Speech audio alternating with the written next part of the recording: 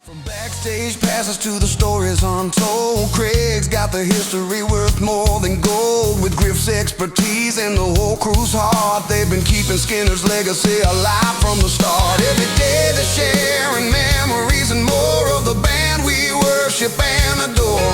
From simple man to sweet home sound, the Stone Roadie shows the best around. Two great men doing great things for the crash survivors. Send a little money when you can, if you want to lend a helping hand. Yeah, two great men keeping the music alive. Southern rock forever, let it thrive. Rise and shine, everybody. It's time to wake and bake with Craig Reed and Griff Martin. It's the Stone Roadie Show. Take one, roll one, burn one down, and roll one up if you're lucky enough to got 'em. Alrighty then, Stone Roadie Dimension. Looky here. Hey, my name's Craig Reed, a.k.a. the Stone Roadie. And with me, as almost always, my co-host, co-pilot, and the rocket scientist, Griff Martin. So, hey, Griff, it's Monday. It's January the 5th, 2026. And what the heck are we going to talk about this morning there on the Wake and Bake, the Morning Buzz on the Stone Roadie Show? Well, I did enjoy that little New Year's podcast you and Kathy did. That was a pretty good one. That was almost like a professional podcast, like I'd never heard before. And I think it was because you said you quit smoking weed because your throat was hurting. You quit smoking weed for a few days, and I said, man, who's this son of a bitch on this podcast here? I said, you sound like a damn regular dude, and Kathy's asking you stuff and you were answering it, and I was like, wow, this is pretty good. I was enjoying that, and then now you're back to smoking weed again. Yeah, before we started, because, man, I got to smoke some. I ain't smoked in 5 days. But on that one, of course, she was asking me questions that I hadn't heard, and I'm trying to think a word. I I'd be in a mid sentence, and I was trying to think of a word I'd want to use, and I couldn't think of that word. I don't know, man. You sounded pretty good. And, you sound like all alert and everything. Yeah. I couldn't think of analog. God, she was asking me what the difference between was a record and today's music is. I goes, well, old music was I couldn't. I said it starts with an A, and I couldn't think of analog, and it was funny. And there was a couple other words I couldn't. I got hung up on, but yeah, I was mumbling a lot. I watched it back, and I was noticing it. But you quit smoking weed for like 2 or 3 days, or yeah, it's about 4 or 5 days. Today's today's the 3rd, and we're actually recording this early. So it wasn't a New Year's resolution. It was just because no. The only New Year's resolution I made was to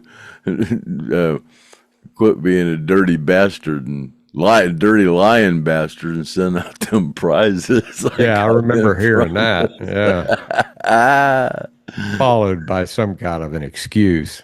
I actually just finally sent out the T-shirts to Monica Buffington and Mary Regan today. I finally got them. Which kind of brings me to a topic, which is I don't want to confuse anybody or anything because I'm going to let Craig tell it. I sent Craig a check, and I sent Craig a check a long time ago, a few years ago, and then I kept looking at my bank book, and I'm like, when's this son of a bitch going to cash this freaking check? It's messing my bank book up, right? And so I finally called him, and I go, hey, man, when you going to cash this damn check? What check? And then finally, I talked him into realizing that I gave him a check and that he couldn't find. And he denied even having it and all this shit. And we went through this whole rigmarole. This was years ago. And then finally, one day he calls me and goes, "Hey, man," kind of like Cheech and Chong. "Wow, man, you didn't take that pill, did you? That's the most acid I've ever seen anybody take." And Craig's like, "Hey, man, I found that damn check in my visor in my car." And I'm like, "I told you, man." So I send a check to Craig again for the donations for the. You sent me three checks. Right. One of them was Sammy's check, and then two of them were my checks. Yeah. But they were all donations. Now, Craig, what he does is he writes down what people are supposed to get, and he fills out the paper, and he doesn't really worry about where the money is. He knows he's going to have to pay these people, and he pays them right out of his account, and he worries about the checks later. Well, in the meantime, he loses the son of a bitches. And so he calls me, "Hey, man, I lost the freaking check you sent." And I'm like, "Dude, man," I said, "that's a cashier's check. You can't be losing those." I said, "They're going to charge me a ton of money to stop payment on that." And I said, "You cashed it." And he goes, No, I'm telling you, I didn't cash it." And so I had to go down to that bank today and sat there for a freaking hour. I could have got a colonoscopy in the time I spent at that freaking bank down there.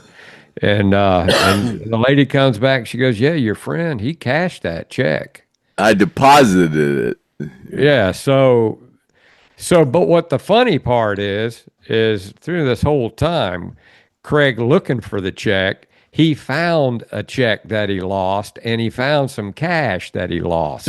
So there's always something good about. Yeah, I make up those sheets, that people send in the money, and then I just put the check and the money in my drawer, and then I forgot it was in there.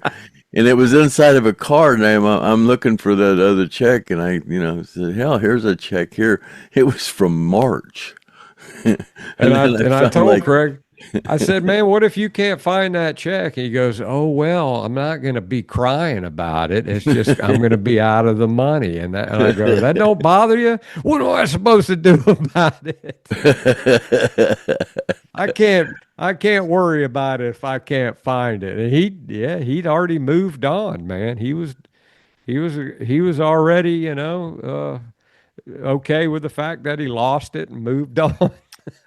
But then we realized that I've sent out $500 too much money. I sent $500 out of my own pocket to make up for it, and then we figured out what the problem was. I thought the check was for, because I announced that Griff sent me $1,000, and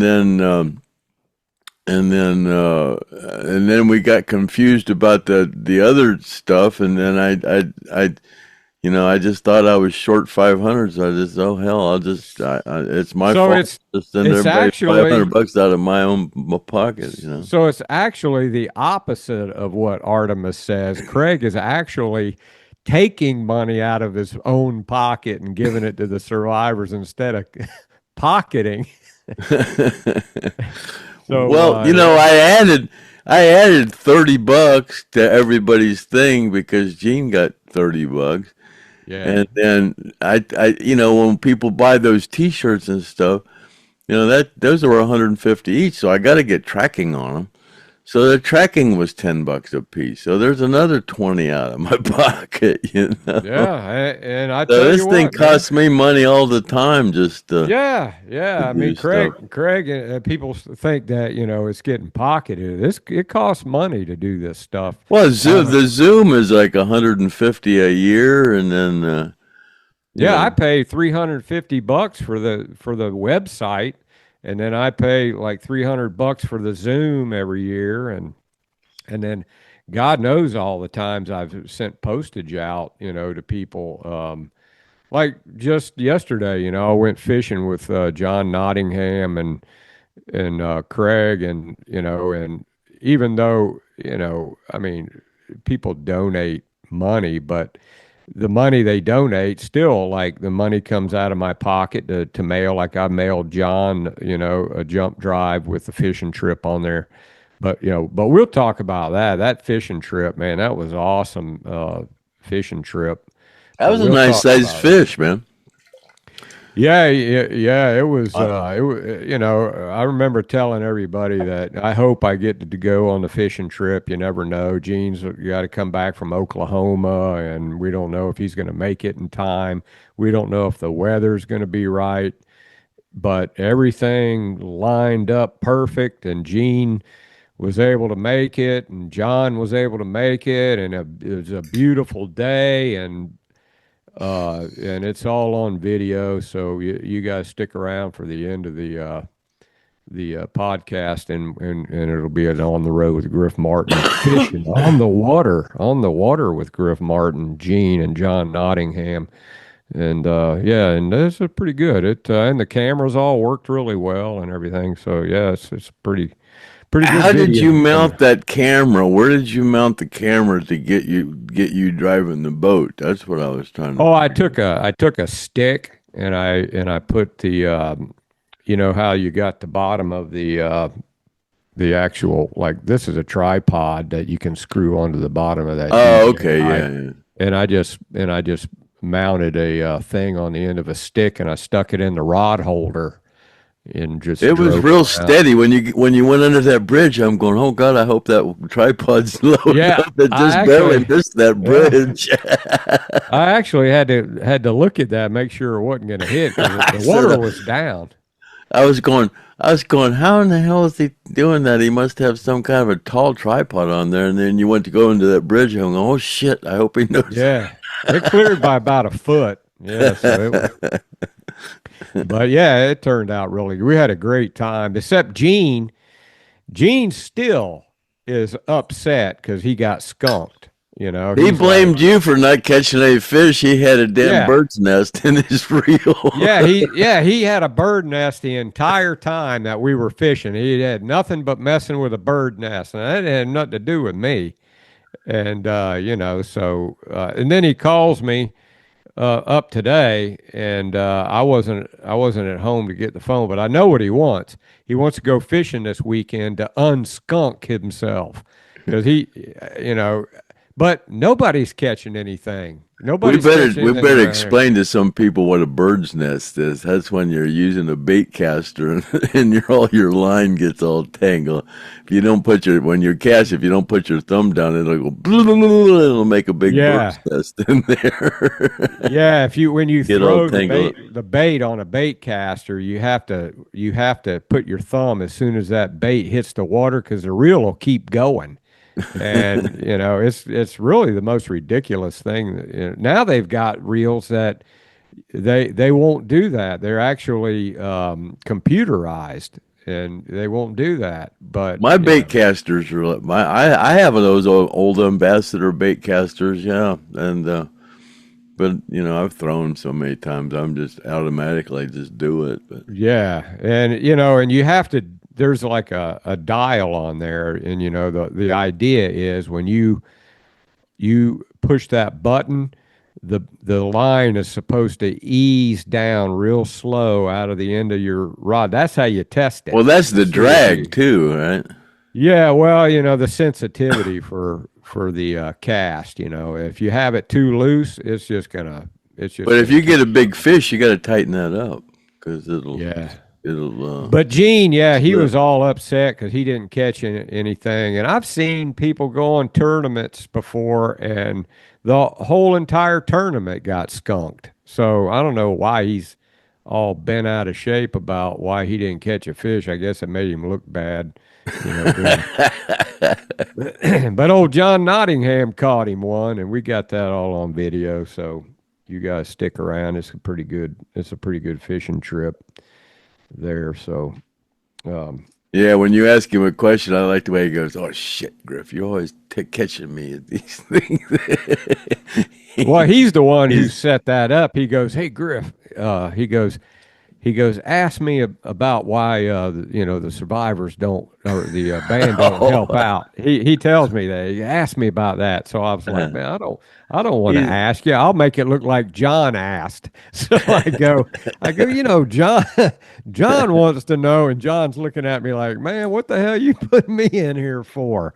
And so it was kind of fake. Oh, you scripted the whole thing, huh? Yeah. But the point was, did a good job because, oh shit, you catch me in these things all the time. I wish you wouldn't put me in these kind of binds, Griff.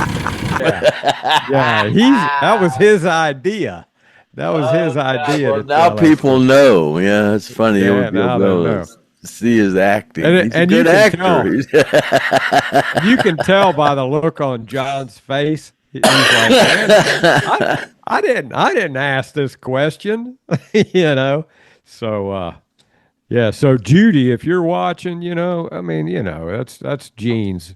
That's Gene's story, and I'm just a neutral guy. I don't get in the middle of all this crap. I just report and you decide. So, but yeah, and so that's going to be at the end of the podcast, and that thing's probably, I don't know, how long you think that is, Craig? 30 minutes? 30 minutes, about 30 minutes, I think so. Yeah, it's not that long. It's good, yeah. So there was some questions and things going on that happened in the New Year's thing with Kathy Godsey that you were kind of wanting to clear up, like the flag and stuff. Yeah, man, that was 45 years ago, and God, I went through 3-4 different bands with those flag things in Alabama and stuff, and the guy's right about. He asked me, we got into Alabama. And I said, I remembered they put the Confederate flag up during Washington Collins for Alabama, like they used to do in Skynyrd. And some guy wrote and said, man, they never played Alabama in Washington Collins. And then I got to thinking about it, and I goes, he's right.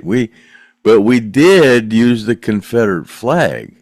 Because we even used the Confederate flag at the beginning of the tribute tour.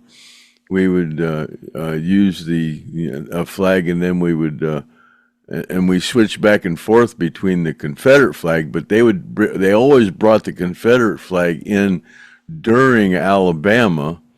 That was a cue in the set, and then the Freebird cue at the mirror ball at the end. But I said We never did play. They never did play Alabama during Washington Collins, but they did play Freebird, and it got me to thinking about these set lists, because we started talking about set lists.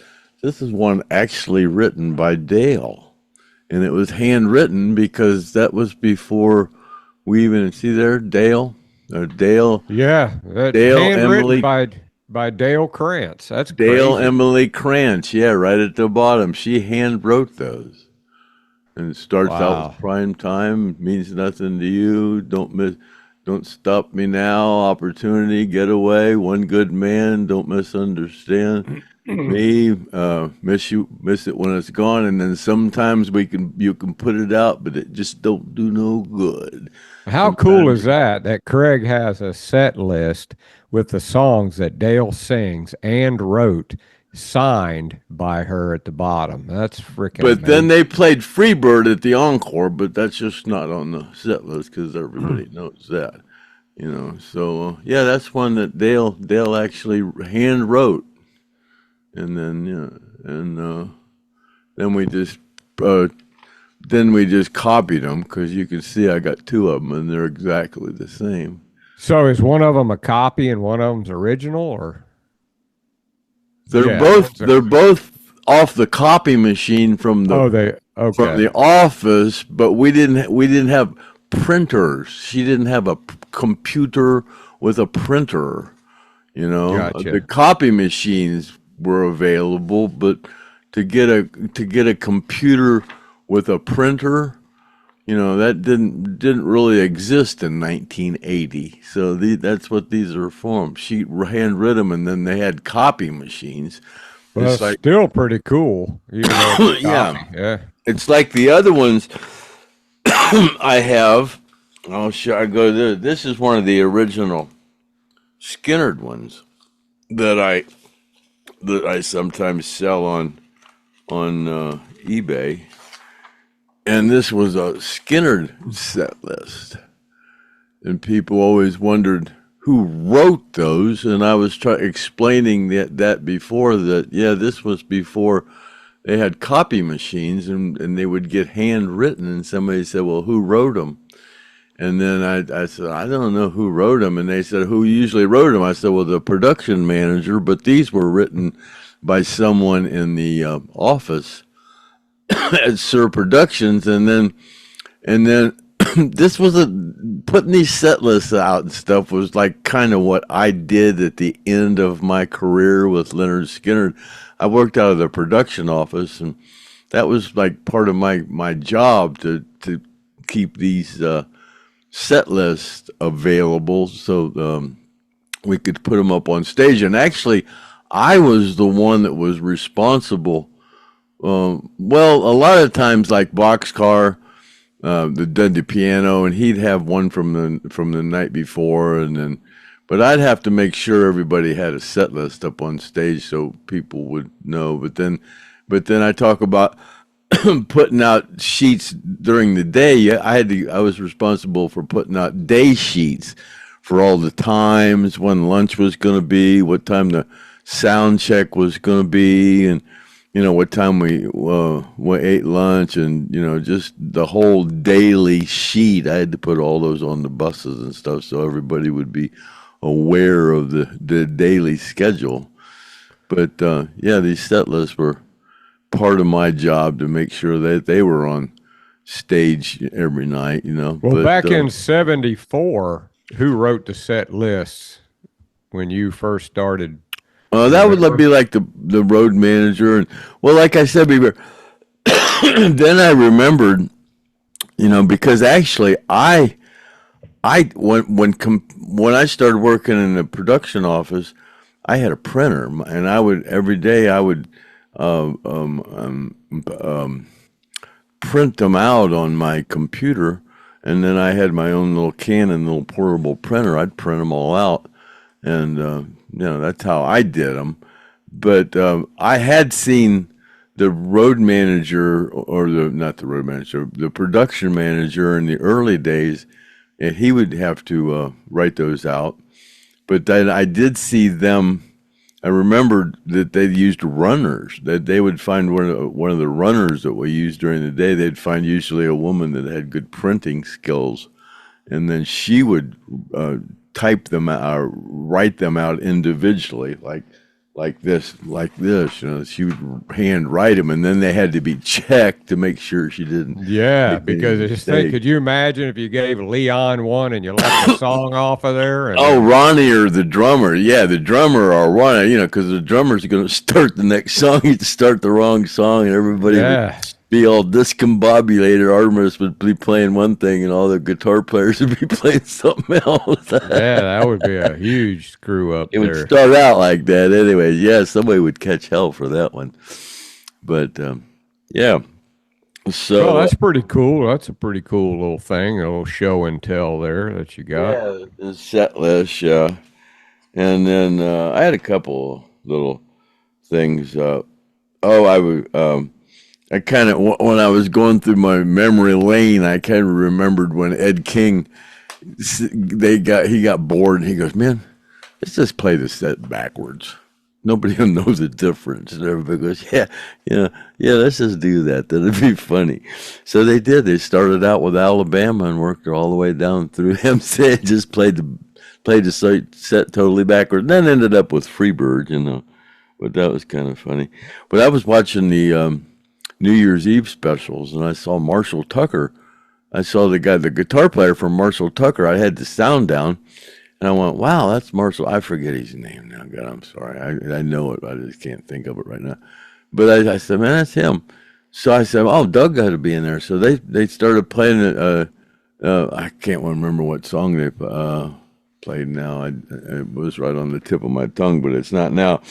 But then Doug didn't come out. Apparently, Doug's turned the Marshall Tucker Band into a tribute band, and he's having a little problem. Maybe he was just on vacation or something. Who knows? You have to get in touch I with don't him. know. That's kind of weird to do on New Year's Eve. So then 38 was on. 38 was on there doing that thing, and I can't remember the lead singer. I think it was from REO. I think he was on there doing a solo. He's changed not very gracefully. It just didn't. Yeah. It was him, but he's recognizable, but it just didn't look like him. And who else was it? Oh, there was a couple of other bands on there that were playing that were older guys, and man, they're getting you can tell they're getting older. They're changing quite a bit. But they had the Backstreet Boys, about 50 feet in the air in these cages. They had them strapped down to these stools. No way, really? They were flying them above the crowd and stuff, and they were in these little cages with lights in them. And I was going, I couldn't do that. I don't like heights. I couldn't be that high up in the air like that in that little cage. Little bitty cage. Yeah, it was kind of crazy. Those damn Backstreet Boys got to be in their 50s. Oh, yeah. And, people were, and I was thinking, God, you know what?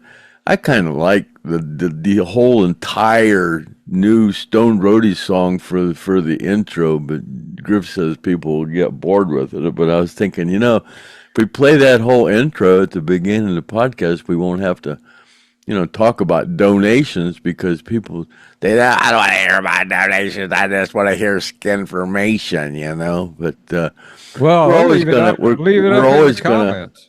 yeah we're always gonna have to talk about donations, because I always show a sheet for the person that shows. How about we leave it up to the subscribers? What do you think about playing the whole song in the beginning? I think it's just too much. Do it all the time. It's 4 minutes. It's 3 minutes and 57 seconds. It really is. After a while, you're going to get sick of it. So I don't think we've only done it about. I like the dang song, man. I listen to it. Oh, it's a great time. song, but you can't play the whole thing. I especially like the part "Two great men doing great things for the stand survivors." I actually like the part "Long live Lynyrd Skynyrd, long live Lynyrd Skynyrd." There's still people in my ear about how it's AI, and then there's people saying, if you listen real close, he says Skynyrd, and that's AI. It does not say Skynyrd. Skynyrd is what it says. I don't know. But it doesn't matter, No, it don't matter. I like the dang song. Anyway. Yeah, so. Yeah. But John and Filomeno Morrow. They sent in $25, and I thought I made up one of those sheets, and I don't know what I did with it, but I'll show it on the next one. But yeah, while I'm thinking about, because you sent it in, and yeah, John, I got it. John and Filomeno, I got your $25, and that'll be the first, which will have to go in your pocket to make up for what you already sent out. Donation for the year. Yeah. But oh God, what was I gonna say? Poop. It don't matter. Were you gonna mention that that flag is only up to $120? Oh yeah. Flag, the flag, the prison flag, the prison artwork, and for those of you that perhaps has not seen it yet, this was donated by George Zellenball.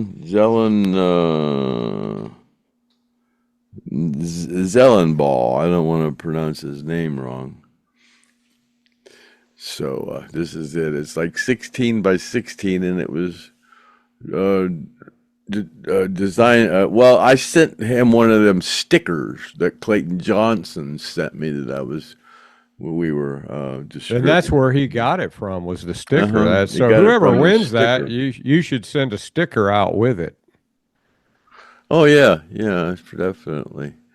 But Yeah, so- Clayton was asking me what happened to that snake right there for the hat, and I could, God, I remember having that rattlesnake head. That was a cool hat, man. So, I hadn't seen it since I only saw it before the plane went down. I never seen it in any of the equipment or the wardrobe cases enough. And when I got back to Jacksonville, and it was in the warehouse, and I don't think anybody had been in there, from the end of 77 up until Well, 80. there's a real hat with a real snake on it. The band, it had a snake head. It had the rattle on the back, and it had the snake actual head right here. It was cool as shit. Oh yeah, it was a rattlesnake head right on the front, just like this. That's on this. Well, whose hat was it? I think Clayton was saying it was Gary's. Yeah. But I don't know. I would suppose that I always thought it was after I thought about it, I thought it was Gary's, but I think Clayton said it was Gary's, and I always thought it was Ronnie's. I don't know. From what That'd be interesting to know what happened to that thing, huh? Yeah. I only saw it during the original band when I got down there in 80. It wasn't in none of the stuff that I remember. So you said that flag right there is up to 120? Is that what it's up to? Yeah. Okay. Well, if anybody wants to bid on it, Craig's got. It's nice. Well, you just send him a bid to thestonedroadie@gmail.com, and you'll be. Let me put that up.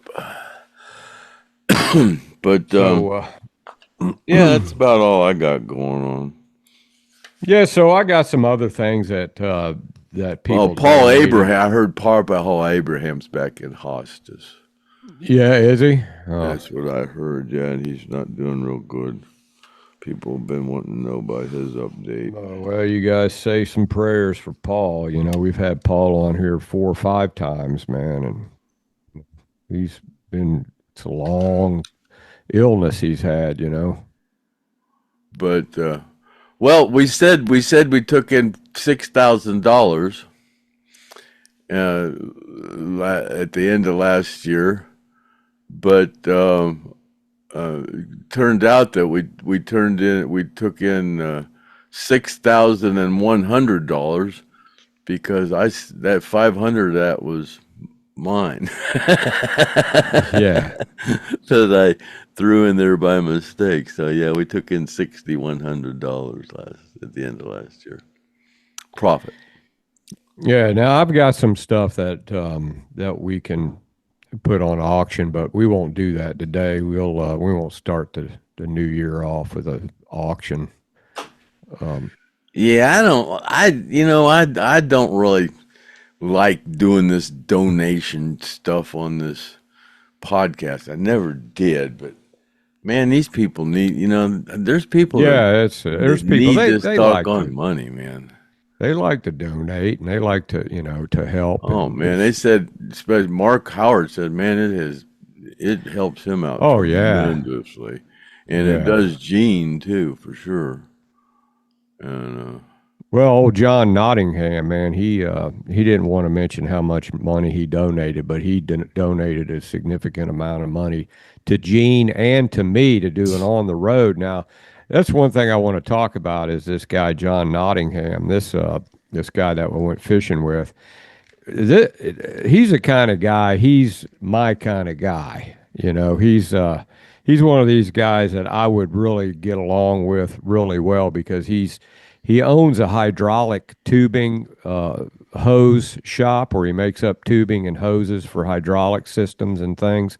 And that's just the kind of thing. I'm right up in that alley. That's what I did. And, and he's a great Southern rock fan, likes to fish. And what a nice guy, you know. He said, "Here, man, take some money and you go use that on the road with Griff Martin." And he told me that he lives near that beach where Ed King found, I forget the name of the beach, where Ed King found those shell picks, right? And I said, well, I need to come up and visit you then. And then we'll do an on the road and we'll go out there and we'll find those picks on the beach and talk about, Ed finding those shells out there and how he made guitar picks out of them. And what I'll do is I'll get a bunch of them and then maybe we'll send them to Heather Langley and she can make some jewelry out of them and stuff like that. And we can, I can find some that look like picks and we can give them away on the podcast and stuff like that. So that would be a cool on the road. And then another thing he mentioned is he's got a couple mechanics that he said he'll send to your house and get that car running. Got to get a locksmith. Yeah, he said he'll get that. He's got some Cracker Jack mechanics that have an actual service truck, and they'll come out to your house and they'll get that. He said we'll get that damn car running. Which brings me to the comments. Warren's Warriors. He's the guy that's got that racetrack there, Craig. That he says, when the weather breaks, I'll go and get Craig's car. You have to remember it isn't sunny and warm up here all the time, which, I think you were supposed to get that thing going when it warmed up the last time. But I understand, man, it's, kind of hard to deal with. But I do like the idea of trying to get a Will It Run podcast because we can use that to build subscribers. But there's another guy here, Ronald Harlow, and he says, I'm down here in Virginia and would love to get Alan's car running. I have been working on vintage cars my whole life. I'm retired and have plenty of time on my hands, and he said he would do it. So, Ronald, edwg59@gmail.com, send me a phone number, man, and I'll give you a call, and we'll talk about that, and maybe between you and John Nottingham, we'll figure this out. Where is he? He's in Virginia. Oh. So he's just below you. Yeah, it's about 12 hours. Still a trip, but he says he's retired, and Warren's Warriors, he's probably got a lot going on. That's the reason he hadn't been able to get to it. So, we appreciate anybody that can work on it. But I would think there'd be some people who would love to get their hands on Alan Collins' car and have it on video, them getting that car running, man. To me, if I was a mechanic and you had the ability to go to the Stone Roadie's house and get a frickin' Rock and Roll Stars car running, I'd be all over that thing like crazy. So, but we're starting to get some people between old John Nottingham and Warren's Warriors and Ronald Harlow. There's three guys, and yeah, Ronald, send me your phone number. I'll give you a call and we'll chat about that. And you might be the man, because John Nottingham, that that's going to cost him a couple guys to drive a truck out there, and he wants to do it, but heck, maybe you guys can come together on that. Everybody can jump in a little bit on it and see, because once they fix it, I like to see that thing get. Well, if I could just get the window down and the door open, I could put a battery in it. It's got power windows in it. We can, Once they get it running and get it fixed and running, what you going to do? Once I got a battery in it, I'm sure the power windows would still work. So all I got to do is get the door open. Yeah, but I'm talking about once it gets running, up and running, where you got a place to keep it? I just have to put it up on blocks and put a tarp on it. I don't really have another garage. I got zero turning stuff in the other garage. Well, we're gonna have to figure out something out. We can't have Alan's car out there in that freaking field, man. We got to figure something out. Oh, I could put it. I should have put it up on blocks. I just, But I got brain damage, man. I don't think about stuff sometimes. Well, that's why we're trying to help you out here, Craig. So there's a couple guys in the comments trying to help out right there, and you got John Nottingham. He wants to help out. What a cool guy old John Nottingham is. You guys are going to like him in the podcast here at the end of the podcast in the On the Water with Griff Martin. Yeah, my buddy Warren Hancock up there. He's the official for the Norwalk Dragways up there. Yeah. Drag racing. He's got a hell of a car collection. He's got a old GTO Judge, and he got a bunch of stuff. I'm sure somebody wouldn't mind sticking Alan's car somewhere in their collection, even if it belonged to you. They could, say, yeah, this is, it'd beat sitting out there in the damn weather. But anyway, let's go over the rest of these comments, and then we'll jump into that video here at the end. You got anything else you want to talk about, Craig? No, I sure don't. Yeah, I've only got like about 7 more comments to go over here, and then we'll jump in that video, and then we'll start the new year off here. Bobby Peak, he says, that man that went up to Artimus, he was setting Artimus up. You know that video that Artimus was talking about, you putting the money. He says that guy set Artimus up. Yeah, he did that on purpose because he wanted to show Craig what Artimus is going around doing.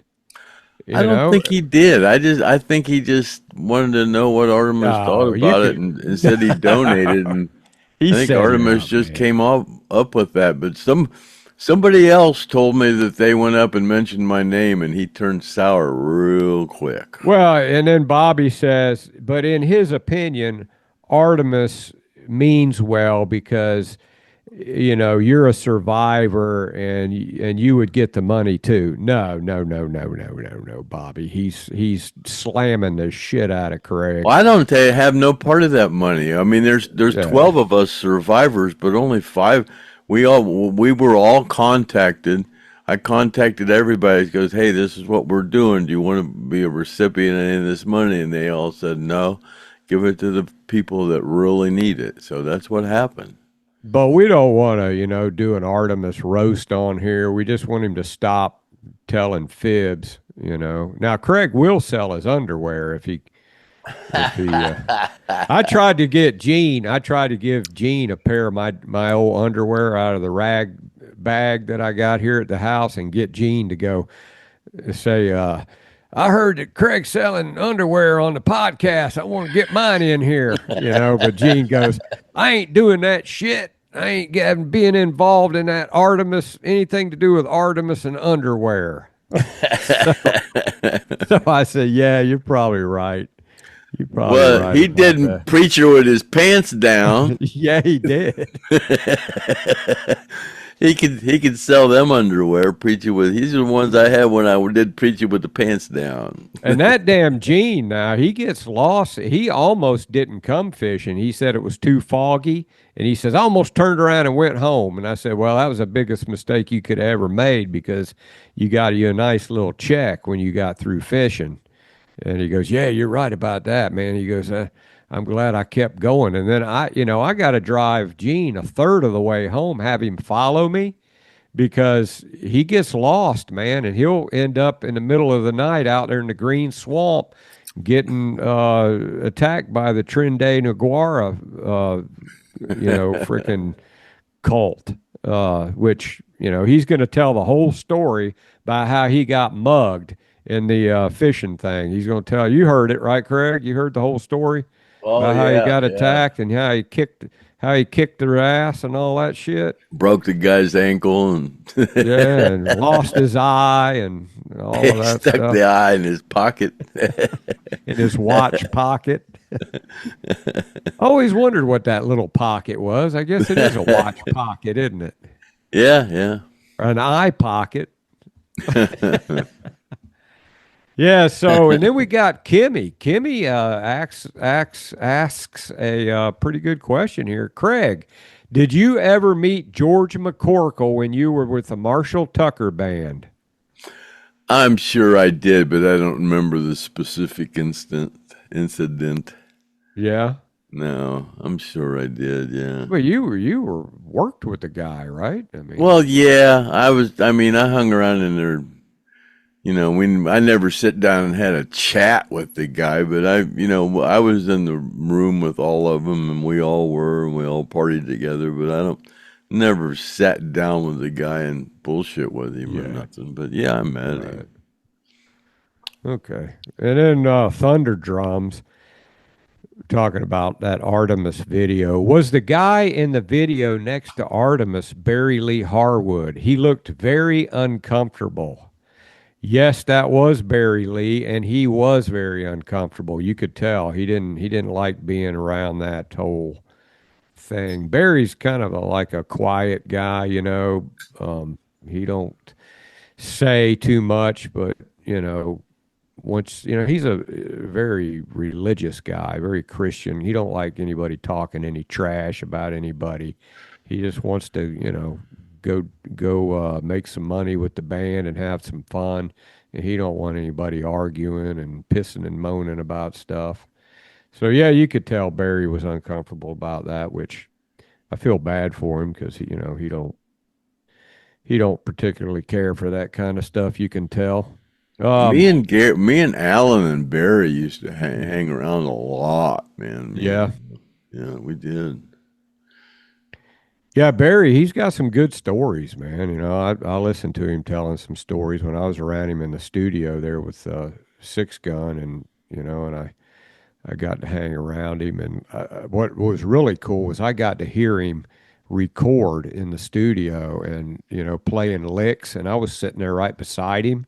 And he was playing these licks, and they were recording it, and then they'd play it back, and he'd go, "Now let me do it again," and and he'd do it again, and then finally he goes, "Yeah, okay, that's it," and then he goes in there and listens to it, and he, it was really cool because I mean that's what he did with Getaway in the original recording, I'm sure, and he just did the whole thing all over again, and I got to sit there and watch it. So how cool was that for me to be able to sit there and watch it? Barry can play anything with strings on it. Yeah, he's great. I never saw him play drums or anything, but if it's got strings on it, he can play it. Yeah, he's a great string player. Then let me see here. Monica Buffington says she likes the podcast. She likes to talk to Craig. I guess she calls you on the phone, and I sent you you should, by the time this airs, you should get your T-shirt the next day. Yeah, she says she hopes she's not bugging you, but no. She's the one. Her to husband, her significant other. I don't know what she is. He's the one that made that wooden flag for me. Oh, okay. Yeah, that's cool. Yeah, you're not bothering Craig as long as he's getting gifts. No, I like hearing from her. She's cool. Yeah. Then here's one that Craig, I'm going to be curious to hear. Now, this Jeff Kaufman. Jeff, it's an equal time podcast, man. I'm going to read your comment to Craig. It's not very flattering of Craig. It says, just curious, what's the difference between someone with a weight problem killing themselves and a pothead drunk substance abuser doing the same? There is really no difference other than the ignorance on the behalf of you and your wound up Ed McMahon sidekick. You're right. There is no difference. I guess I wind you up, Craig. There is no difference. There's none at all. Yeah. Yeah. You got a point there. If you eat too much, if you drink too much, if you do too much of anything, it's Yeah. You got a point there, that's Jeff, gluttony. Gluttony is a sin, and I do wind Craig up. So yeah, guilty, guilty, guilty, guilty. You are correct, and And I say, I used to smoke cigarettes. I used to do hard drugs. I don't do any hard drugs anymore unless I'm offered them, and I don't drink except if something's around. But I don't smoke cigarettes at all. But But I there is don't a overeat. difference. Man, I eat very little because I was obese. And you're right. I have a serious obesity problem because I like Griff says I put down people that are obese so I can't never be fat again because a few months ago somebody said looks like you're getting a gut on you, Craig. Well, they were probably right, but I don't have it anymore. Well, he did say what's the difference, but the difference is you look better than a fat person. You're not fat. Oh, I've showed pictures of myself when I was a big fat pig, and that was 10 years ago. And then people say, "Man, that don't even look like it." And it don't. There's a lot of people that I haven't seen in years that have gained a lot of weight, and I don't recognize them. So And they look basically, what totally he's different. saying is you're killing yourself, Craig, with your substance and your smoking and your Oh, there's no. drinking. All I do is smoke pot, and there is never, not one case in medical history where anybody's ever died from smoking marijuana. Prove me wrong. He's getting fired Really, up there's now, man. not. There's not one. They say, well, any kind of smoke you put in your lungs isn't good. Yeah, it's probably right but nicotine. A lot of people don't know this. Nicotine is actually very good for you. Right. It's just the way that you ingest the nicotine in a cigarette is not good for you, but Well, that's actual because nicotine is good for you. cigarettes have thousands of other chemicals other than the nicotine in there. That's why. Well, yeah, but then people are going to go, well, the chew, the dip or whatever, but that's not a good way to. I don't know. I've never tried any chew. I could never stick that shit in my mouth, man. There's just no possible way. So I don't know Yeah. about that, but it gives you mouth cancer. I've heard that. I don't know, but there's the only they're finding out THC and all that stuff. It's all that stuff's medical. Probably smoking. It's not the best way to intake of the properties of marijuana, the good properties, but. Maybe I should just do edibles, I don't know, but it's There just was a easier. guy. There was a guy on Facebook. I think it was TikTok, and there was a video of him, and he I guess overdid it with the gummies, and he was laying there, and his mother and his sister were there, and he was, I'm dying, I'm dying.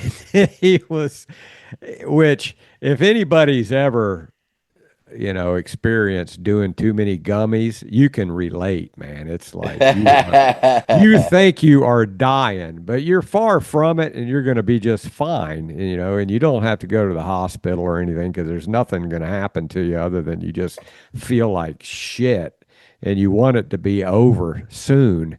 But that guy, he was laying there, I'm dying, I'm dying. I It's would when almost I like, got like that. I wished I could come down a little bit and my legs wouldn't work, but besides that, I was fine. you mean when you ate that cookie and they called the ambulance on you? Oh, I ate more. I ate half a damn sheet of them damn things, and they all kicked in at once. I still have the recording that when Craig sent me, and he left a message. I'm in the hospital, but they can't find anything wrong with me. Oh, I just want to let you know I'm in the hospital. I don't know what happened. I had felt weird, and all of a sudden they called 911. I don't know. They said I passed out, but I don't remember. Anyways, they got me in there for testing, but they can't find nothing wrong with me. But whatever. Talk to you later. Bye. But I didn't want to go to the hospital, but I couldn't find anybody that wanted to bring me home and carry me in the house. So they carried an ambulance, and then they kept me there till somebody come and got me, and I could walk. Oh man, yeah, that was funny when Craig left that message. And then your other buddy, Wingnut, the one that you unfriended, says you have too much hate in your heart, Craig. So, yeah. Oh, I don't know. I don't remember. Well, you don't want to start arguing with Craig on Flat Earth on Facebook, man. That's going to get you unfriended really fast. No, that won't. I want to hear what people have to say. I just say, you're so damn. I don't know if the Earth's flat or not. I somebody asked me if I've ever seen the ice wall. I said, well, if you knew what you were talking about, you'd know the bands have never played down in Antarctica, and you have to, it's not really legal to go down there. So no, I've never seen it because, people say, well, I say, well, what makes you think the Earth curves? Well, astronauts have seen the curve. I said, well, astronauts are paid by NASA, and NASA, if you want to believe them, then I don't know what to tell you. Yeah. Well, I mean, that's one of those things that If the astronauts had say the Earth wasn't round, they probably wouldn't live very long. I mean, it is hard to believe how you could hide something like that, especially when they've got college courses and telescopes and all kinds of stuff, that is designed. I mean, you got college courses in astronomy talking about, how many planets and how far away they are and all these. You got photos of it. So it's kind of hard to dispute it. If it's a lie, there's some pretty damn good evidence about it. But I saw one the other day where the guy that was really involved in the God, what's the name of that telescope? The big one. Hubble. Yeah. Said that was fake. I don't think you can get past the firmament. I'm sorry. The more I hear about it, the more I say, man, you can go up about 100 and it's under 200. I was involved launching, and you cannot get past the firmament. So if you can't get past the firmament, we've never been to the moon. And Hillary even said, man, we sent rockets up there to kind of bust through it, and we put a crack in it. But one of these days we'll be able to get through it.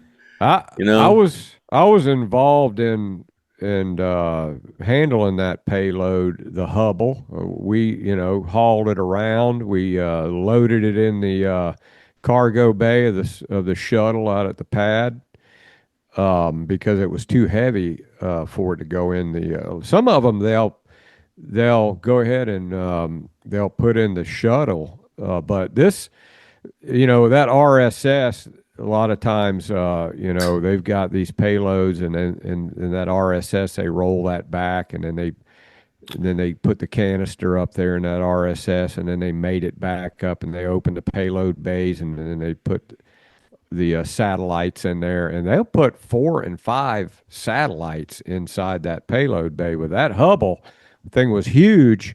And then they had to go back and do a repair on it and put a lens on it where they screwed up. So, to make that up, to say that it didn't work, and then they had to make a lens to fix it, that's a pretty big concocted lie to say that. But, yeah, that was a big deal. Well, going to the moon's a big concocted lie, too. And that has to do with Russia and China and everybody. Yeah. All them countries has got to know, I mean, according to my belief, that you can't get past that firmament. But, how many countries are involved in that law that you can't go down to Antarctica? They're all in cahoots. I remember I got to meet Neil Armstrong right 2 months before he died. He was in a vehicle assembly building, and somebody said, Lance Armstrong is down there. That's actually what they said. Lance Armstrong's down in the transfer aisle down there. And I said, oh, I don't give a shit about no Lance Armstrong. And then I went back to work, and then they said, no, Neil Armstrong. And I said, whoa, wait a minute.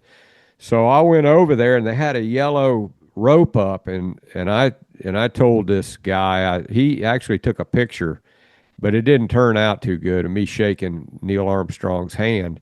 And I jumped over that rope and went up to him, and I said, Neil Armstrong, I said, I can't let you go through here without shaking the hand of an American hero. And he actually dropped his head like in shame and was like, nah, I'm not any hero. I'm just he said, you're more of a hero than I am working in here. And asked me what I did. And I told him I worked on the crawler, and he goes, well, if it weren't for that crawler, then those Apollo missions would have never happened. And he just kept talking about how great I was instead of how great he was. But, yeah, it made me kind of think, maybe they were holding his family hostage and said, if you don't go along with the lie, then, some bad things can happen. But well, who's the guy that refused to swear on the Bible that it happened? Oh, there's quite a few of them.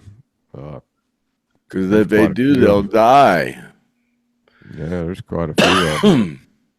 Well, then moving right along, Melissa said, Craig, can you get the survivors to come on the show to prove they got the money? Well, somebody mentioned that to Kathy on the last podcast, but the proof is, I mean, you got Leslie holding up a check, and then you've got, don't you think that if those guys didn't get any money, they went down to the monument. How many were at the monument here last year? Did anybody say, I ain't got no money? Yeah, I mean, I'm sure they'd be going, Craig and Griff are saying they're giving us money, and they're not. I mean, there's your proof right there. But, yeah, we do, we probably ought to get a couple of those guys on just to talk to them and see how they've been doing, like Mark Frank, Mark Howard, Paul Welsh. He's not doing very well. But, you got Gene, and I got Gene out there on the boat, and the first thing he'd say is, where's my damn money? So I don't think we need to do that, man. I need to film myself the next time I send money out going to the post office and showing the checks, film myself loading them up and take them to the post office. And then the last comment, Tammy says, the accusers make her sick. You guys keep doing the good work. Keep doing what you do. And, yeah, we appreciate that, Tammy. We just have fun on here and bullshit, and people send in money, and we talk about it, and then we get to auction stuff off that people don't want, and we have a little bit of fun. So that's going to conclude the podcast, other than you guys stick around for the video with me and Gene and John Nottingham fishing. And you get to watch old John catch a nice sized bass, man. So stick around for that, right, Craig? That's right. And like the song says, he might just sing happy trails to you at the end. So here, happy trails to you until we meet again. Happy trails to you and keep toking until then.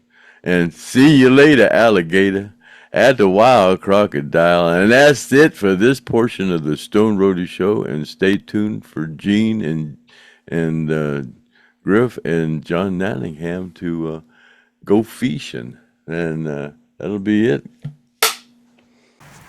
Okay, on the road with Griff Martin, and here we have a fishing trip we're going to do today with Gene Odom and a guy who's a fan of the podcast, John Nottingham. He wanted to come down and fish with Gene Odom and Griff on Bad Company 2.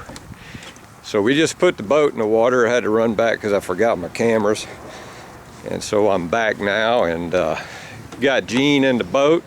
We got John Nottingham holding the boat, waiting on Griff. What do you guys think about this, man?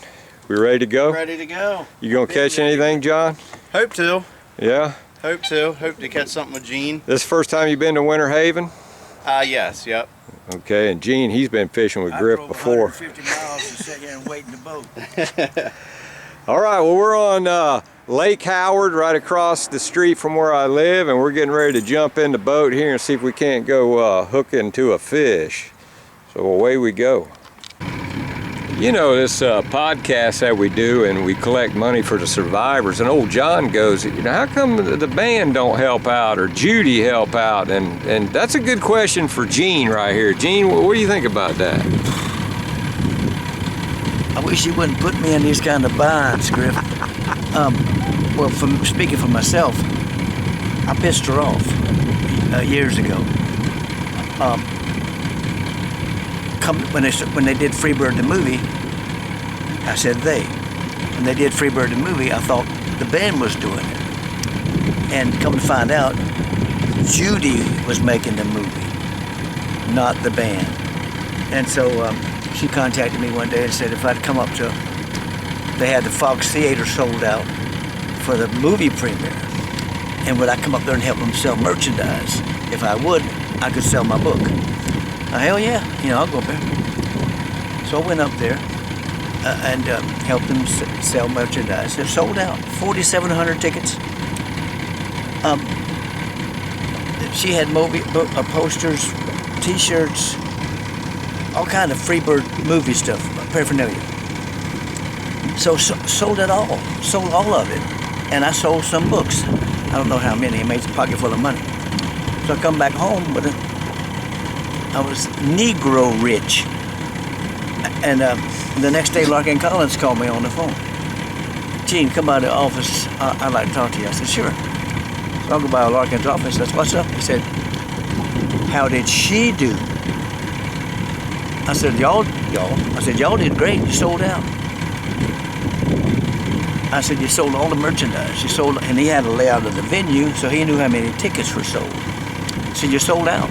4,700 tickets. I said, y'all sold all the merchandise. Y'all sold everything. Y'all did great. Probably about $250,000. He goes, really? I said, yeah, y'all did great. You sold out. He picks the phone up and he calls Judy. This is a quote. Judy, Larkin Collins. My son's estate owns 50% of Freebird. You can't make this movie and make all this money and not pay my son's estate. Plus, I want the other band members' money. Judy, you can't make this movie and make all this money and not pay the band members. And she hung up on him. He just took the phone and hung the phone up, picked it back up. Beep, beep, beep, beep, beep, beep. Called the lawyer, Ken Vickers. Quote, Ken Larkin Collins. Put a cease and desist against Freebird the movie. Judy screwing everybody out of their money. By 10:30 tomorrow? All right. I'll show her. That's a quote. So there was lawsuits involved. Cabin Fever. Cabin Fever didn't get the cease and desist. Do you know who owns Cabin Fever? U.S. Tobacco Company. I met the Vice President, Tom Melito, but he was the one making the movie. So the big boys come down from upstairs to his office. This is a quote from Tom Melito. He says, they say, Tom, what the hell's going on? We got a cease and desist on this movie. We've got $1 million invested. Well, he said, Judy's making all this money off the merchandise that we're supplying. And she's making a lot of money, and she's not paying the other members. She's not paying Alan. She's not paying Billy. She's not paying the estate. This is still a quote. Whoa, wait a minute. Are you on a first name basis with these people? He said, yeah, we all became good friends. Quote, pack your bags, Tom Melito, you're fired. Vice President, U.S. Tobacco Company. He called me the next day on the phone, upset. He says, Gene Odom, I got fired. Judy got me fired. I said, what did I tell you when I first met you? And I shook your hand. He said, he was upset, real upset. He said, I don't know, Gene, I can't remember. I said, my name is Gene Odom. You'll kick yourself in your ass one day for ever dealing with Judy. He He said, that's what you said. She got me fired. He was blackballed from the tobacco industry and blackballed from the movie industry. And so the lawsuits go on. And we made a deal, a handshake deal, about my footage, but me and Ronnie on the plane and my footage. To use that footage, they would put an insert about when the movie came out about my book. He says, Judy can still help you get that done. And I said, we went by her office. This is the quote from Judy. I said, Judy, I talked to Tom Alito, and he told me that you could still help me get the deal we made, the handshake deal we made when this is all over with. Quote from Judy Van Zandt. Gene, this is about me and the band making money. You ain't a member of the band, there ain't nothing I can do for you. I said, have a nice day. I've never spoke to her again. That's been probably 15, 18, 19 years. That's why she don't help me or the other guys. It's because she's in charge and nobody steps on her toes. You piss her off, just like Gary Rosington. You piss them off, they just cut your throat. You're done. I wish she would do something, not for me, but for Mark Howard. All the hell he's went through, losing his leg and everything, and the other guys and stuff. But they're not going to do that. They're too powerful. She's too powerful. She ain't going to let nobody step on her toes. Well, it just seemed like, you know, the concerts that they've had and stuff like that, it'd be nice to see them recognized at least, you know, but...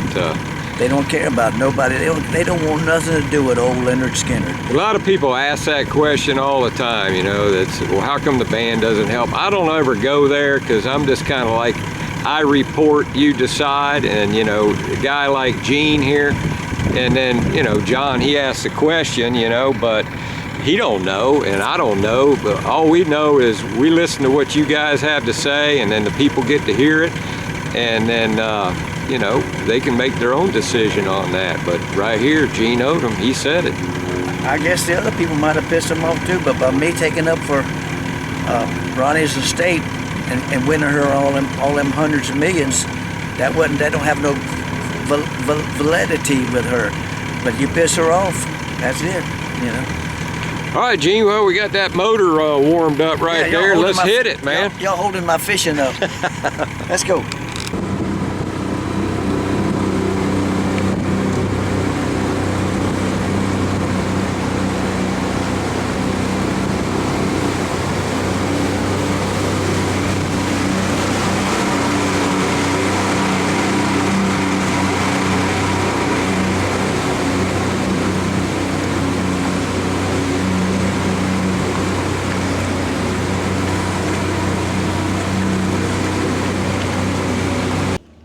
John, how did you start watching this, find out about the Stoned Roadie podcast? So my Lynyrd Skynyrd story is a strange one. So I was born in 1987, so I missed all of it. And I didn't grow up like a lot of other kids. I grew up working with my dad and my grandfather and stuff like that. So, you know, I didn't really listen to music or anything like that. Well, when I was 10, I got a CD player that was portable that had headphones, and somebody gave me a couple CDs. Yeah, so anyway, I was about 10 years old, and I get this little portable CD player, and people give me some different CDs to listen to, and one of the CDs that I got a hold of was a Lynyrd Skynyrd CD, and it was called What's Your Name? And it had a picture of all the guys on it. And so I just really liked that CD, and I listened to it all the time, and, you know, whatever. And then I saw Freebird the movie. And that was totally awesome, and I watched that, and so I just kind of got into him as a kid, just listening to him. And we got a minor league ball stadium where I live called Shorebird Stadium, and my dad said, hey, that Lynyrd Skynyrd you like is going to be there. So this is like 2000, 2001, something like that. So we go to the thing, I'm like 11, 12 years old, and the only one I recognize is Billy, and they sound like completely different. And like, yeah. I was just a kid, and my dad didn't really know a lot. And he's like, I think a bunch of them died in like a plane crash or something. And to me, the music sounded really different. And like I say, the only one I could recognize was Billy. So I kind of was like, I don't like this. Something's wrong, you know. And I just really couldn't figure out what it was. So I just let it be, and I never really thought about it no more. Well, then a few years ago, I guess 2018 or so, a guy at work, my buddy Andy, he sent me this link. A guy, Marty Schwartz, did an interview with Ed King before he died. And see, Ed King wasn't on that album that I remembered from a kid. It was Steve. And so when I watched Freebird the movie, I saw Steve too. I didn't see Ed, so I couldn't figure out who Ed was. Well, the reason he sent me this little link is because we live near Assateague Island, and that's where Ed got all of his shells to do to do his picking. Yeah, I'm like 30, 40 minutes from there. So that's kind of why my buddy sent me the article. It wasn't because it was a Lynyrd Skynyrd thing. It was like, you know, just about the picks, really. But I really liked the interview, and from there I started like saying, well, who's this Ed King guy? And like I started trying to research, and it just was a giant rabbit hole, and I just got totally sucked in. And you figured out how great Ed was. Yeah, I figured. And so Ed really, he's like my favorite member, really. And I just really got into it, and then like I got into like the whole business side of it. Like I got real interested in like Ron Eckerman and like stuff he did, and I got real interested in Gene, and I watched some of his videos like on YouTube with you, and you know, other people had done tours with him, so I contacted him and did a couple tours with him, and it just, like I said, I just got interested in it. And there's so many things that they went through that, you know, with me and my business, it sounds crazy, but a lot of the problems and things that they had, you know, regular businesses face, you know what I mean? And it's just been interesting. Now, what's the name of your business? So it's TTI Hydraulics. Uh-huh. So, and we cater to the heavy duty industry. But how long have you been doing that? So I started there in 2010. I went to work there just as a kind of like, you know, right now job until I can figure out what I'm doing, and I ended up just getting sucked in. And the guy that I worked for, was a really good guy, showed me a lot of stuff. He decided he wanted to retire, so he was nice enough to work a deal with me, and really, you know, he changed my life. So that's been cool. You ended up buying the company. Yeah, 2017. So I worked there for like 7 years, and now I've owned it for like 7 or 8 years. Now you say you know a couple crackerjack mechanics that would be willing to go over there to Craig's house and get that, I guess it's a Toronado, I think it is, up and running. You think that they could do something with it, huh? So you guys been talking about it anyway. Yeah, so we've got two guys. One of them I've been friends with since I was about 12 years old, Kevin. He's a really good mechanic. He's got a big service truck. He goes around and fixes stuff, you know, for us and whatever. And then I got a guy, Kobe, he's been with me since he was a kid. And he's a really good car mechanic. So we have no doubt that they could get that car running. But yeah, those guys, man, like I say, I can't say enough about them. And where we're at, they fix all kinds of stuff. So your dad, is he a Skynyrd fan? Not really. My dad, he's not really a big music fan. Like, you know, he would have music on like low in the shop, like we were working or something as kids, but I never really saw him seek out or like show a lot of interest in music. Like I said, I mean, he took me to the concert because he knew I liked it and stuff, but he really didn't know how to explain to me, you know, what was different, you know. We've learned. Tell that story about... There's a story for you right there. Oh, damn, what the hell? There's your story. A bird nest. Tell that story about how the Trende Vanguara, what the hell's the name of that? Oh, man, that's your fault. Gang? Sit that back there. That's your fault. Trende Naguara or something, the name of that gang. Trende Iguanas. Let me tell you, let me get my shirt off here. I'll cool down a minute. I have to. Slip it right there. Yeah, slip it right there. Okay, let me sit up here on the bow of the boat so I can see that microphone. You got nothing to drink in this boat? Yeah, I got something to drink. All right. Go ahead and catch a fish, man. I'm working it. Catching weeds right now. You're catching the weeds. This is your day out here. Let me see that worm in here. Shh. Show me that worm.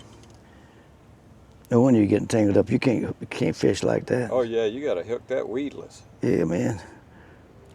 Gene's gonna learn you how to hook it weedless right here.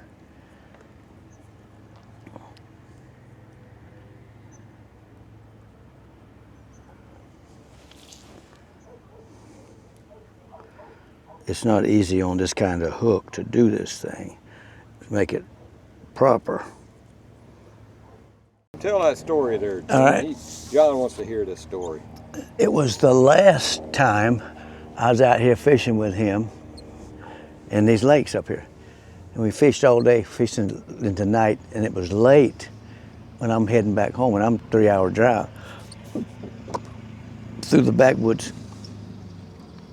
So Griff says, hey, there's a new way that you ain't got to go out the old way. They made a couple of things on Highway 19, 27, 19 or 27? 27. 27. To show me out and how to go through the very bottom end of the green swamp. And this is probably 20 miles across the bottom of the green swamp. The green swamp is huge. And maybe Dean Steele Road. So it's late. I'm in my little pickup truck. So I'm going through there, and it's nothing but pine trees and woods. It's Florida woods, it's swamp. For about 20 miles. I get through probably maybe way in there, halfway or whatever, and halfway, and with my prostate, I got to pee, you know? And so I'm in the middle of the swamp, middle of the woods. And so I pull over. And I got out of the truck. And I walked in front of the truck, and I got around to the passenger side, passenger side. So I'm just standing there, prostate, hadn't it closed back up, and I'm sitting there waiting, shaking and waiting. And I heard a vehicle go by. I don't have no left eye. And then I kind of heard the, you know, the tires, you know, and then I heard a door open up, pop, and I looked over, and here they said something. They didn't speak English. It didn't sound Mexican, Spanish. It sounds Spanish-ish, but it wasn't Mexican. And they said something to each other. Here they come. And the guy that got out on the passenger side was ahead of the guy that had got out on the driver's side. And here they come. Oh, these were guys that tried to rob you. Oh yeah, they want to do something. And here they come. And so I spun around and I got my right leg ready, and here he comes. He's a little ahead of the other guy. So as he's coming up, he goes down to tackle me. That was a good move for me. He went down and he did. I kneed him right in the head. Boom, and he was out. And this guy swung at me. I blocked some of it, but he hit the side of my face, knocked my glasses off. I didn't know it at the time, but it knocked my artificial eye out. I didn't hear that part of the story. Oh yeah, and so I blocked most of it, you know, and so I just done that. If you know what that's for, and if you know where that pressure point on the side of your neck is, then you know how to use that. I hit him in the neck, and he went down. Boy, he was out just like that. And this guy was trying to get up about the same time. I went back over there, kicked him in the head twice, and I stomped his left ankle. I know I broke it. I stomped it. I meant that. And so this guy was getting up, and I went over to him, and I kicked him about twice in his head, and I grabbed him by his hair, and I did that, and I hit him right in the throat. And so they were both at that time incapacitated. So I had a chance to get to my pistol and get to my gun and get my pistol. At the same time, not knowing I can't see, my glasses are out, gone. I got in the truck and I found my pistol. And I looked through the windshield, I seen two taillights, and they were hobbling toward the car. I didn't shoot them in the back, and I didn't shoot through the windshield. They took off. And I couldn't see. I realized that my glasses were gone. And I got out of the truck, my lights were on, motor was running, And I got out of the truck, went around there, you know, right off the bat, I seen my glasses, and they wasn't trampled. So I got my glasses up. What about your eye? Where was your eye at? I'm getting to that. I picked my glasses up, put my glasses on so I could see, and when something like that happens, anytime I got to touch it, I could just touch it and it'll fall out. So I knew it was gone, and I had my glasses back on, and my lights are on, and there was my eyeball laying there, looking up at me going, what the fuck is going on? So I picked it up and put it in my watch pocket, because when something like that happens, you can't put it back in, you gotta wash it, clean it up, put it in my watch pocket. And my idea was to run them down, but they had a pretty good way. And when I got in my truck, mad as I was and everything. Well, that's about the time I called you. Yeah, because I told you maybe, because my heart was racing real fast. It was, and I told Griff, I said, I might have to call 911. I didn't know where I was at. Yeah. And he didn't either. At that point, he said, they can ping your phone. I didn't know that. He said, they can ping your phone. So I said, all right, if I need them, I'll call them. And so I'm going toward 98. It might be Dean Steele Road. And when I got to 98, they're working on, they're 4-laning the road, paving the road. Circle K filling station was right there on the corner. And there was a state trooper there with his lights flashing. I pulled up beside him. I was going to report what went on beside him, you know. I looked over at him. He's on his phone, you know. And then it dawned on me, he's not on duty. He's just doing work, telling everybody to be cautious for this road work. And they wasn't working at the time. And I went, well, he ain't working. He'll dispatch, and they'll send somebody out in an hour or so, whatever. There's no blood. Nothing's wrong with me. So I'll spend all night there filling out a report that's gonna go nowhere. So I just went in and got me a Pepsi, and I drove on home, you know. And that was my shin. That was just about this time last year, I believe. About a month, maybe a month or so, yeah. Yeah. Yeah, and I guess they were them Trinidad iguanas, or whatever you call them, but they got an ass whooping. They mixed a little bit of MMA with the West Side Shuffle. Did you at least get to finish taking a leak before they jumped you? I don't think I did. At that time, I might have had to stop on down the road a little ways, you know. I went into Circle K, you know, and because I didn't make that report out by that police officer. I went on in and got me a Pepsi, and I went down, you know, because where my prostate is 3 or 4 or 5 times a night, 8 or 10, 12 times a day. You know, I'll pull over the side of the road. I don't care if I'm interstate. I don't care where I got to pee. I got to go. It's either you go now or or try to hold it and piss all over yourself. You know, but they mess with the wrong cracker.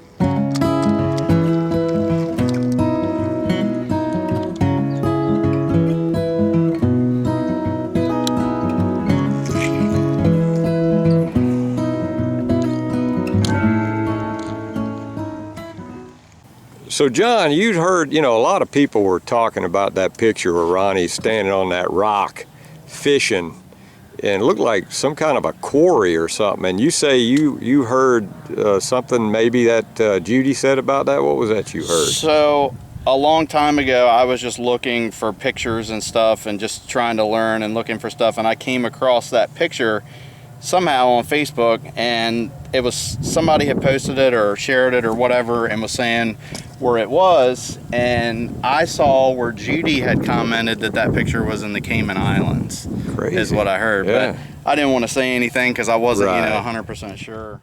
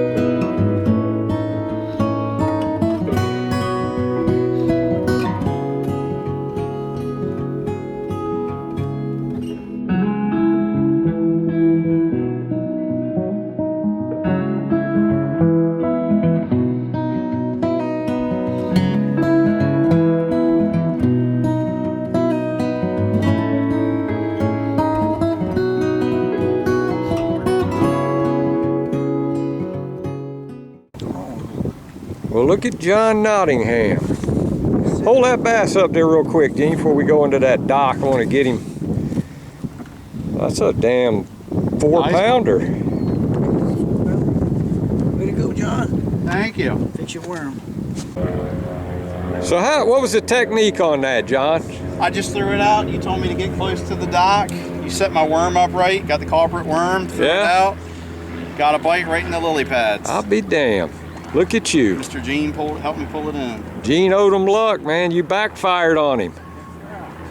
All right, good deal. Here we are at the twisted prop. Gene's back's about twisted. Look at him. We're gonna go grab a little snack in here. It's a nice place. You just pull up and John works so hard reeling that fish in, man. He's hungry. Ain't that right, John? Biggest bass I ever caught. All right. Well, here we go. Just a little view of what's going on. And there's Bad Company, too.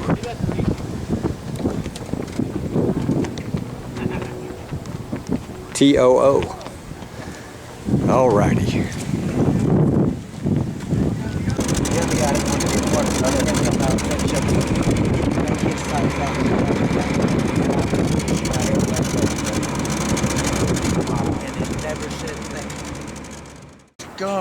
Well, Gene, we just finished up our little trip here, and John Nottingham is the only guy who caught a fish. And of course, I didn't do any fishing, so The best man got skunked. yeah, all I was the guide, operating the boat, and Gene, you guys actually got skunked, man. What the hell? First time ever the bass man got skunked. But you didn't.